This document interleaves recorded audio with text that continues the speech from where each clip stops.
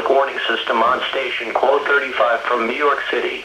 During potentially dangerous weather situations, specially built receivers can be automatically activated by the signal to warn of the impending hazard. Tests of this signal and receiver performance are normally conducted by the National Weather Service at 11 a.m. each Wednesday. If there is a threat of severe weather, the test will be postponed to the next available good weather day.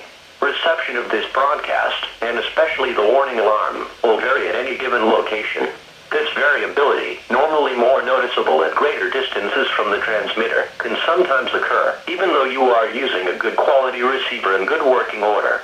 To provide the most consistent and dependable warning service possible, the warning alarm will be activated for hazardous watches and warnings for the following counties in Southeast New York: Bronx, Kings, Nassau, New York, Orange, Putnam, Queens, Richmond, Rockland, Suffolk, and Westchester in northern and central New Jersey, Bergen, Essex, Hudson, Hunterdon, Middlesex, Monmouth, Morris, Passaic, Somerset, Sussex, Union, and Warren, and in southwest Connecticut, Fairfield.